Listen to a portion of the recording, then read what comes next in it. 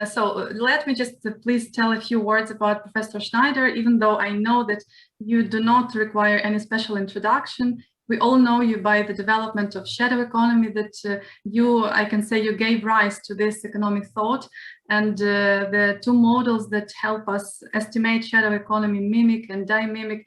It is all thanks to you. I will also mention a couple of things from your biography that I find the most interesting.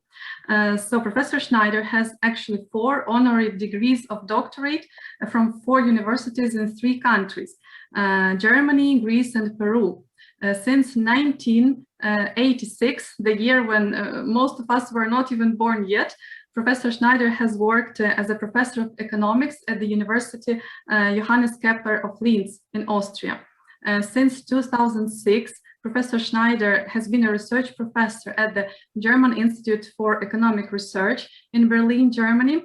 And if I start counting institutions for which Professor Schneider worked as a consultant, maybe I will spend all the time of the lecture. So I will name just few: Federal Austrian Ministry of Economics, National Central Bank for Germany, Austria, European Commission, and World Bank. Finally, Professor Schneider has written at least 78 books, at least 216 articles in scientific journals, and at least 189 articles in edited volumes and readers. So on this note, I really want to thank Professor Schneider for accepting my offer to speak in front of our students. I agree this is extremely honorable opportunity for us. To be honest, even once I applied to one conference just to be selected there to listen to a speech of Professor Schneider. We have an amazing experience today, and let me give a floor or a screen to Professor Schneider. Thanks a lot for the kind introduction. I will start now the presentation. I have chosen the title Shadow Economy, Undeclared Employment Around the World, and a focus on the Ukraine, on your country. What I know not so much about your country, but I know a bit. And the subtitle is The Current Knowledge and First Consequences of the Corona Pandemic. At least, I don't know how serious it's in your country, but in a lot of European countries, Corona and the induced severe recession has had a huge impact on the shadow economy. But I will come to this. What I want to show, after a short introduction, I will make some theoretical considerations about why do people work in the shadow economy, what is a shadow economy. Then I will make some estimation methods about the size of the shadow economy, how you can do it, how you can measure something which you do not directly observe. In part 4, empirical results, I will show you the results of a shadow economy in percent of value added. So that's the goods market. And I will show you worldwide and for the Ukraine, and I show you what are the most important drivers of the shadow economy. In chapter 5, I will show a bit the size of the informal employment, because it's also a huge, huge issue. And in 6, I will come to some policy measures, and if there's time left, I have some few more results in the appendix. Now, what is a shadow economy? It starts that we do not have a single unique name. It's a black economy, cash economy, informal economy, criminal economy. So there are a lot of words. I intentionally would like to name it shadow because it's work in the shadow, hidden from state supervision, hidden from paying taxes or follow government regulations. My lecture is threefold, has 3 major goals. First, to present the size, and before I say a little about the shadow economy, the size and development shadow economy of 150 countries all over the world, and of Ukraine and her neighboring countries, to show the size of the informal employment worldwide and to discuss with you policy measures to reduce the shadow economy and informal employment. And then I will make some preliminary remarks about the effect of the corona pandemic. As I said, shadow economy has many names, and I said already this, and that's one problem, because I strictly limit shadow economy activities to value-added activities, not to classical crime activities like being a drug dealer, a burglar, a theft, or whatever. I also try to avoid to capture neighbors or friends' help, do it yourself, yeah. And the huge area, which is also in your country quite large, is the agricultural sector, where you have a more or less perfect mixture of shadow economy activities, of family activities, of do-it-yourself activities, and of course, legal activities. So it's quite difficult to know what the true size of the shadow economy is, and it starts with a definition, and unfortunately there is no accepted definition all over the world. I define the shadow economy, as I said, as a value-added activity, and it always applies for informal employment, or you could also say shadow employment. And why is it in the shadow? Because of the following four reasons: avoid payment of income, value-added other taxes, to avoid payment of social security contributions, avoid having meet certain legal standards, that's minimum wages, maximum working hours, and other standards. And of course, avoid complying with certain administrative procedures. Underground activities are all illegal, fit the characteristic of classical crime activities, as I have written here, like smuggling, burglary, drug dealing. Of course, I'm aware that I can't separate this. Yeah, smuggling is in your country a big issue. Yeah, especially to Romania and to other countries, or to Poland. It's a big issue. Yeah. Like Belarus, also you produce quite cheap cigarettes, and cigarettes are high tax in all over Europe, so it's a very great incentive to smuggle it. So what is, I'm just saying this, that I'm aware of this. Then informal household and do-it-yourself activities normally take place, and quite often have the same reasons. You don't hire someone who repairs your machine because it's too expensive. You ask your neighbor, or you can do it yourself.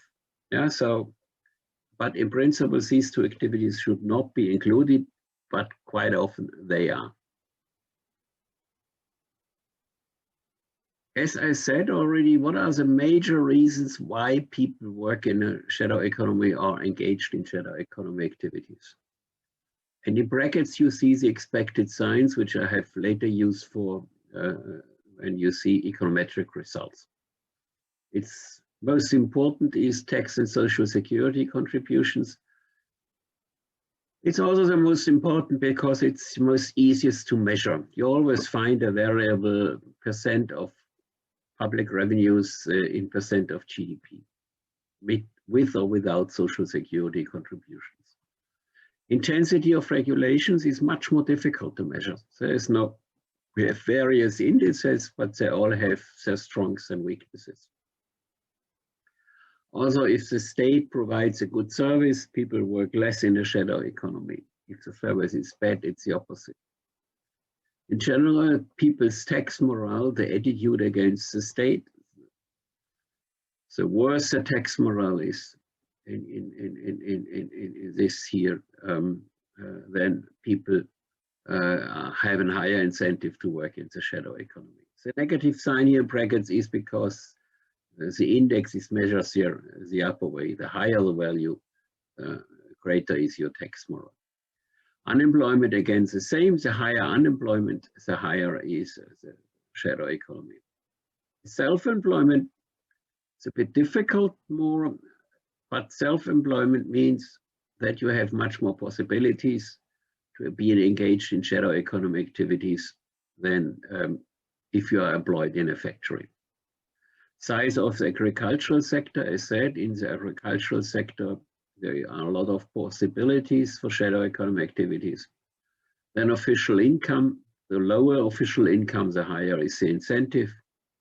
Quality of public institutions, you could link to course number 3, public sector services, but if the quality is bad or if you have a lot of corruption in the public sector, the incentive is high to work in the shadow economy. And to some depend, it is also the structure of the state has an influence, like in Switzerland, where you have direct voting.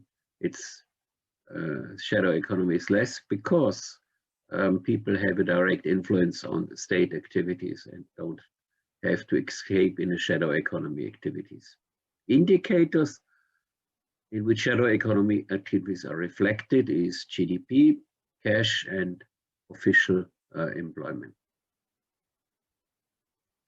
Now, how do one estimate it? That would be one or several lectures by its own. I can only sketch this. I can, you can later on ask questions so that we have some, I can present more details. We have 3 big procedures, direct procedures.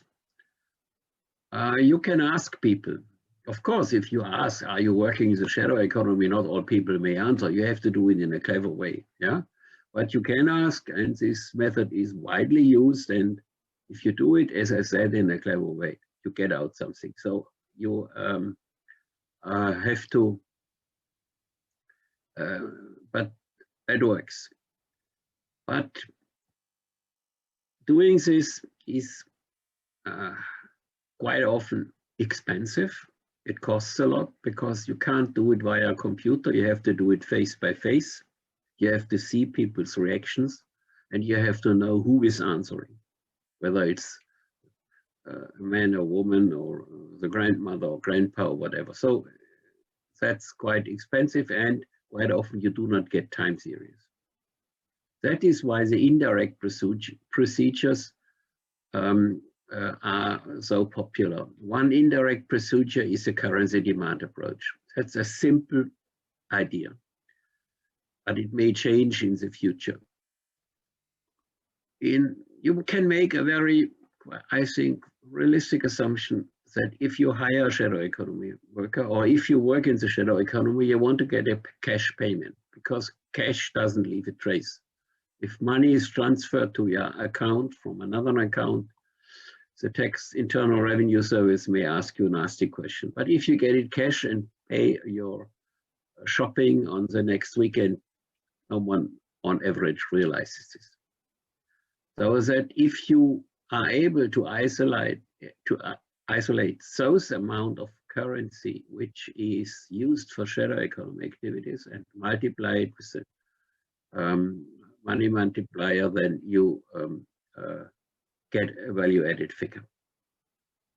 Econometrically, those of you who are economically interested, it's a real challenge to estimate a time series function currency per capita.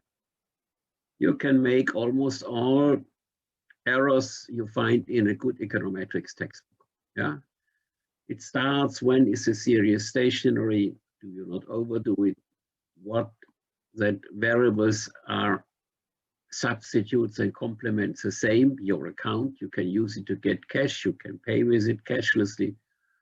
And you have to have all figures which causes, which are responsible for working in a shadow economy. So it looks easy, and it is. In principle, it's easy, but to get good out figures is not so easy as it looks like. The last statistical models that use the shadow economy, which is true, as an unobserved latent variable. You can't directly observe shadow economy. So you have the idea, I have certain indicators in which shadow economy activities are reflected, and I have certain causes which drive a shadow economy. If I can statistically link the causes with the indicators, I might get out a figure about the shadow economy. That's the multiple indicator, multiple causes method, MIMIC. The path diagram of a MIMIC model is shown here. Yeah, so that you see what's the idea behind this. And you see the expected signs. The higher the taxes, the higher is the shadow economy. Yeah, the higher the shadow economy, the lower is official employment quota. And the higher the shadow economy, the higher is the change of local currency per capita, because you need extra currency. So that's the idea, and that is the method I will use to estimate the size and development of the shadow economy. So here you see an econometric estimation done with my co-author Leandro Medina, where we estimated the size and development of a shadow economy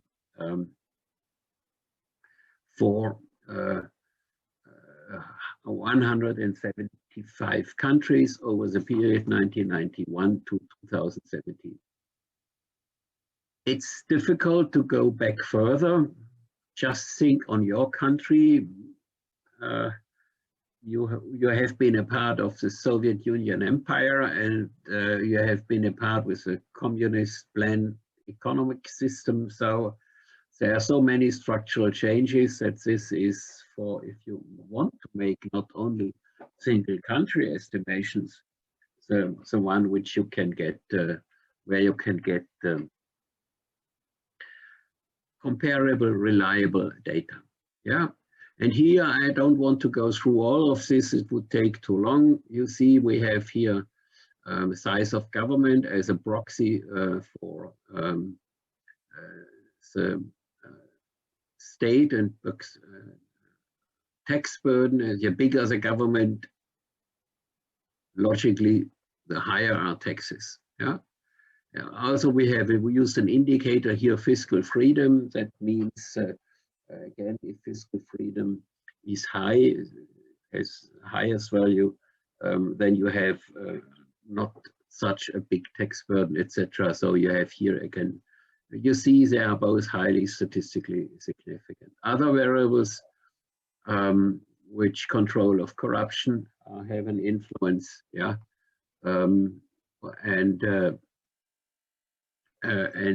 so that's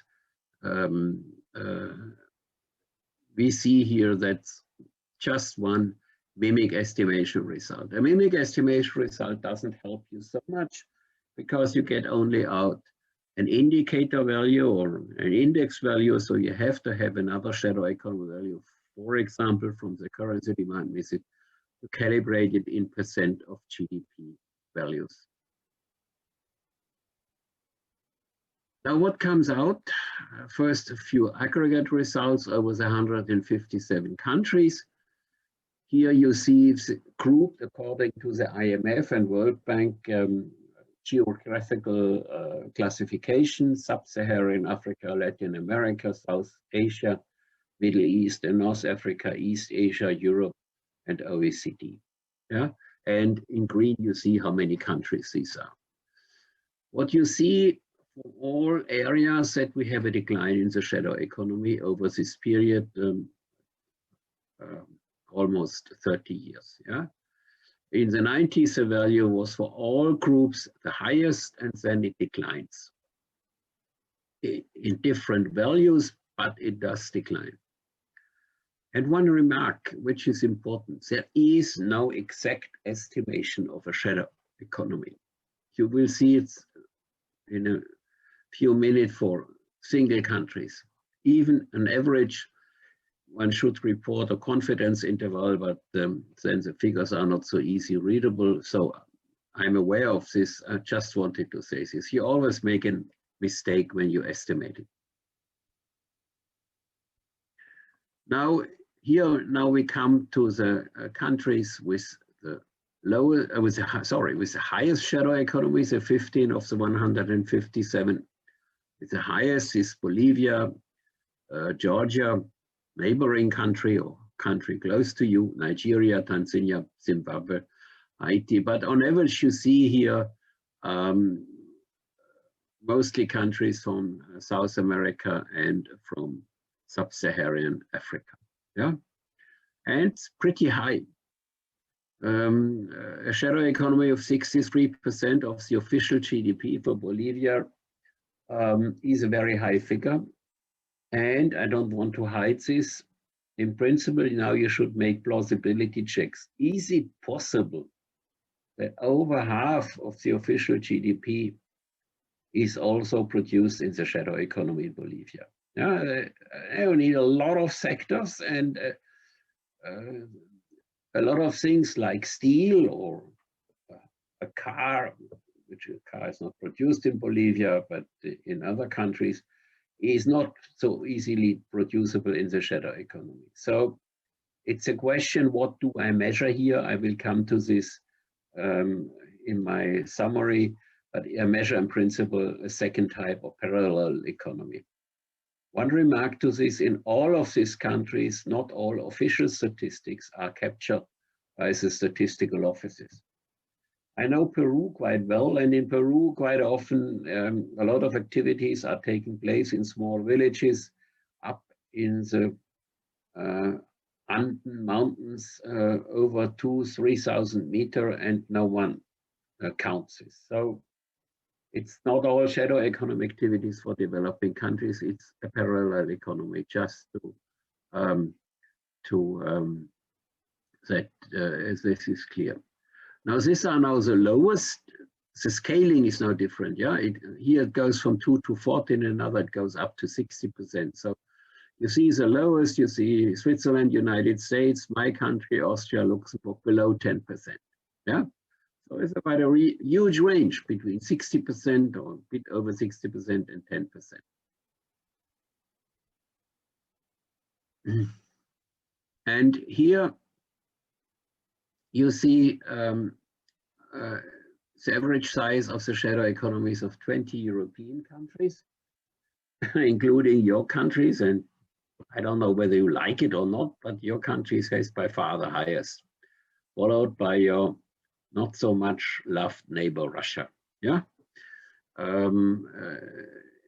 But you are European countries. I would never deny this. And so you have the highest, and you see here it goes down, and then, but your neighbors, Turkey, Romania, Estonia not, but then your neighbor, Russia, and Turkey and Romania are following. Yeah, and you see, I don't want to tell you now what the figures, it's self-reading.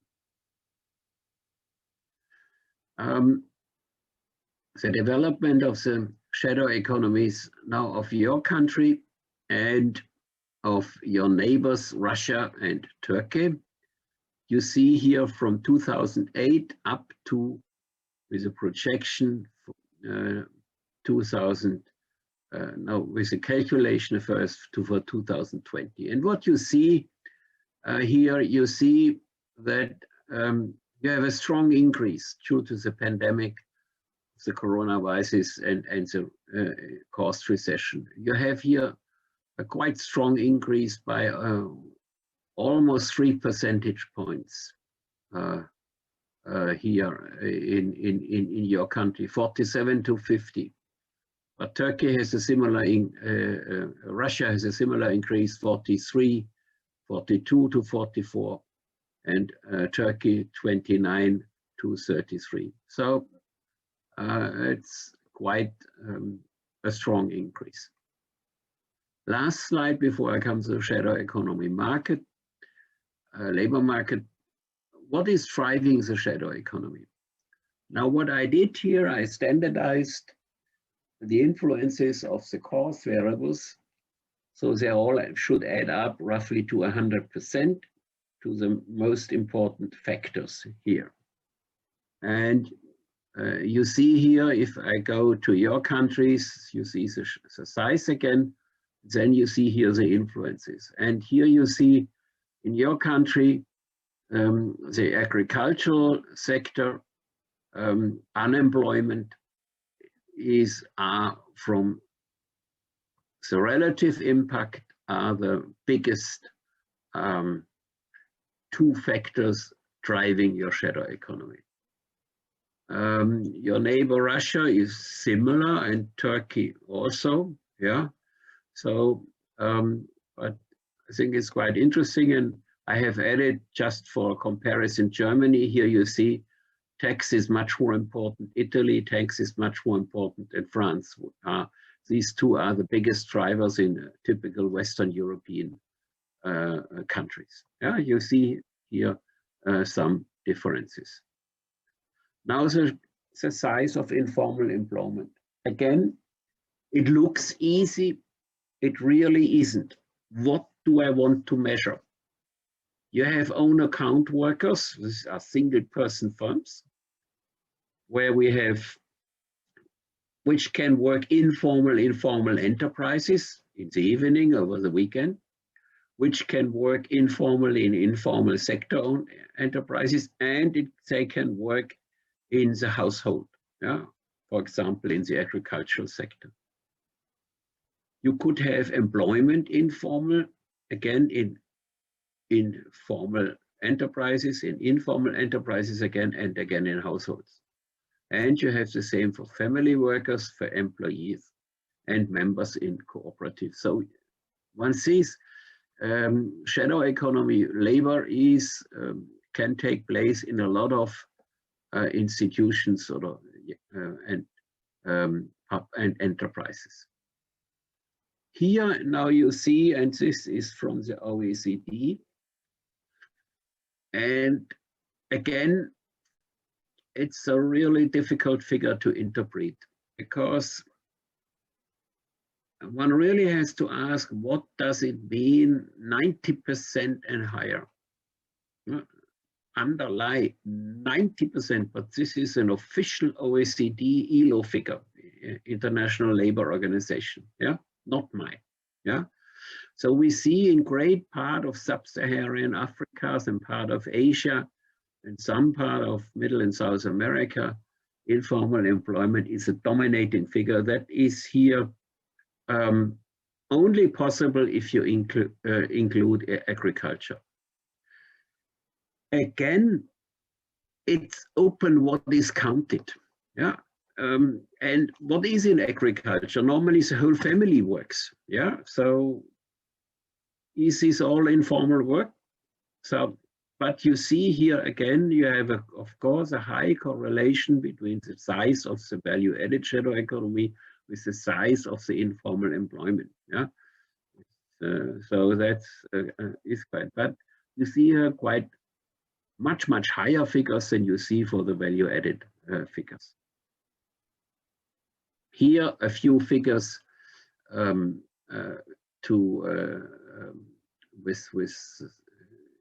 figures and not as a picture. Again, Asia and Pacific, Sub-Saharan Africa, Latin America, here you see total, and also disaggregated to men and women, yeah. If we go to Eastern Europe and Central Asia, it's 37%, not so high, yeah. And Sub-Saharan Africa, all Sub-Saharan Africa is much higher, and you see here the outlier in a positive sense at South Africa, yeah, where it's much lower, but of a highly developed, one of the few highly developed African, Sub-Saharan African countries. So that's also, I think, we see here there are huge regional differences. Also, what is quite important is the share of informal employment by education and sex. Yeah? again, one sees here, as for development aid and for every country, education is everything. Yeah? And you see it here, no education, you have by far the highest values, more than 90%. And tertiary education, a university degree, like most of you will or already have, it drops down dramatically. Yeah? There is a statistical fallacy. One should also see here the amount of people who have a tertiary, a university degree, of course, are a tenth, 50s of the whole population. So one should take this into consideration, but you see a very nice general trend here. The better the education, the lower is the informal employment. Now, come to some policy measures. I think it is first very, very important to ask the question whether a reduction of the shadow economy and or informal employment, you can treat it always here as the same, is this a blessing or a curse? Does it really help a country? I always make the provocative statement, the shadow economy is welfare enhancing or welfare increasing, because a lot of value added is produced and a lot of extra money is earned. For a lot of people, this money is the only one they have. So one should not just say it in a simple black and white, these are the good guys who don't work in the shadow economy and the other are the bad ones who work in the shadow economy. Now, to answer this question, if one assumes that roughly 50% of our shadow economy activities complement those of the official sector, meaning those goods would not be produced in the official sector, the development of the total official or shadow economy is always higher than the pure official one. Then you have an increase in welfare, because with the shadow economy, you are richer, or you have a higher GDP. And it's normally so that the poor people and not so rich people work in the shadow economy. So middle class and poor people profit most from it. So also from a distributional issue, it is it can be welfare enhancing. A decline of the shadow economy and formal employment will only increase the total welfare in every country if the policymaker succeeds in transferring the shadow economy into the official one. So if all these activities are not lost by strict laws or by throwing people into prison, but giving an incentive to them to work, to do this work in the official economy, then that might be the best policy strategy. So the policymaker has to favor and choose such policy measures that strongly increase the incentives to transfer the production and labor market from the shadow economy to the official one. Only then the decline of the shadow economy and informal employment will be a blessing for the whole economy. Having this in mind, I make the following policy suggestion in a second. Just to show you the interactions between the shadow economy and the official economy. So that one sees that the story is not so easy. We always have a plus and a minus. The red arrow is a negative impact. The green arrow is a positive one. Yeah. Of course, the shadow economy influences the tax system. Yeah? If the higher shadow economy, on average, the lower are the public revenues from taxes. Now, the revenues from taxes for the public sector, I wanted to say. So public policy to finance public goods services impaired, so economic growth may be negative if the state infrastructure cannot be financed. But on the other side, you have additional tax revenues if the shadow is complementary, as I said, and roughly half is. Extra income is generated, which is at least partly spent in the official economy. So whether the red or the green arrow is dominating has to be investigated country by country.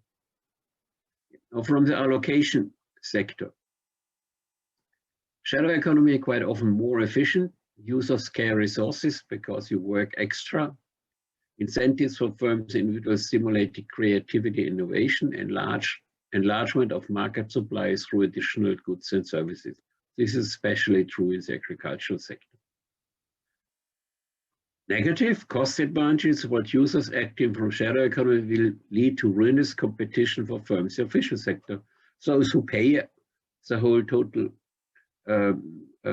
taxes on the factor labor have a disadvantage and might be driven out of the market. Problems in information flows for producers due to the reduction in transparency and latent structure and structure of the unofficial sector, yeah. Again, a negative bias. And the public policy decisions may be biased because a lot of indicators maybe you may not see the real size, for example, by unemployment if people can work in the shadow economy. So one sees here also the story is not so easy, not so simple, black and white. It's all different grays and whites and blacks in what shadow economy activities create. Now I took 7 policy measures. You can reduce unemployment. It's a big issue now all over the world or all over Europe. Yeah, you can do it through traditional Keynesian policy, which is now again very popular. It's a huge spending program of now the new US administration, Biden administration is a perfect example, but in a lot of countries, in Germany, government spends billions of euros to stimulate the economy. So that's one measure. If unemployment goes down, shadow economy goes down. You can have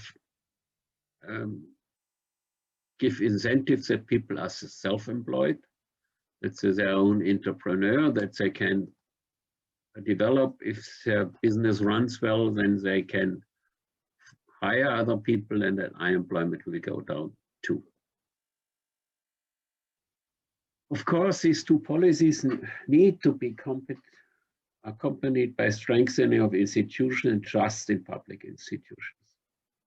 If there's a lot of corruption, if you can bribe politicians, all things which happen in your country too, but also in Russia and in other countries, then shadow economy is increasing, because quite often it's the only way to avoid paying high bribes. Of course, one could reduce overall taxation, but that's not so easy, especially in these times where you have huge public deficits. And as I said, equally important is the quality of institutions, democratic, transparent institutions with less regulatory burden, corruption and bureaucracy in order to restore the trust and confidence of people in public institutions, send people, create their own firms, etc., if they can trust the public sector. And this should be accompanied by reducing the administrative burden. A hot issue all over Europe, all over the world is, can we discourage the use of cash? In principle, I'm against it because cash is one of the last free measures which is not controllable by the state. Yeah. But if you want to do it, you have an infrastructure that substitute of cash are easily available. Yeah. But it might be a means that these envelope wages, which are also very popular in your country, can be reduced if the firm is forced to put everything on an account. And you can make unscheduled inspections. Now coming to the last slide, the first consequence of the corona pandemic. You have seen it for your country, for Turkey and for Russia, this strong increase. Yeah? And we had a very strong increase in the shadow economy all over the world in 2020, and how it will go this year, it's an open question. Yeah. And in the OECD countries, the increase in shadow economy was between 9% and 12%. Yeah. That's quite large. And 12 to 18% in the developing countries. Such a sharp increase was not observed over the last 20 years. Yeah. It's no wonder, because if you lost your job, if the state forbids you to open your restaurant, what can you do? The only thing, if you don't want to become a criminal, is to work in a shadow economy. So that's the last